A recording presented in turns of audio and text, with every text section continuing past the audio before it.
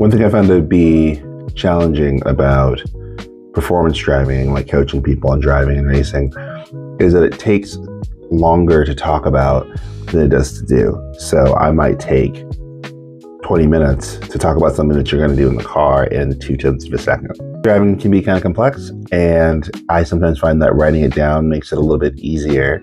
So for the past 14 years or so, I've been writing articles on my own personal driving blog called apexadvisory.org. Most of the base driving technique stuff you can find on YouTube, like how to find the racing line or what trail braking is or other things like that. So mostly what I write on my blog is more mental things that might help you drive better or perform better in the sim.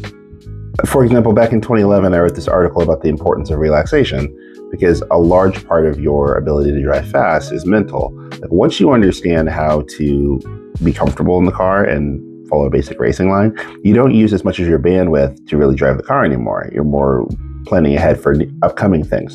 So you need to be able to relax and take the most out of that opportunity when you're coming up into a corner or the car does something unexpected.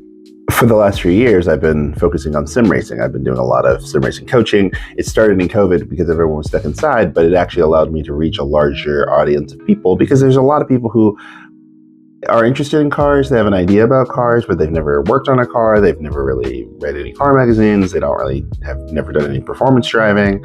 So it was a good accessible way for me to reach them and help them and get them interested into performance driving before deciding if they want to go out to an autocross or go out to a racetrack or do something else.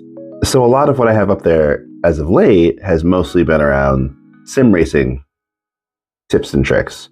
Right? How to micro learn so you don't burn yourself out, because most of us have regular day jobs and have families and can't be racing all day. And it can be really discouraging to race against, alien kids who are fresh out of high school and don't do anything else but play the sim. I also try to offer more practical advice. So for example, the importance of why you want to take notes after you've done a run in your car, how to take those notes. Formula One drivers take notes. Like if you look at Lewis Hamilton or Charles Leclerc or Sebastian Vettel, they're walking around with a little notebook and are writing hand notes about what the car is doing. It's not a lame and dorky thing. It's just not something we talk about a lot in our hobby because it's work.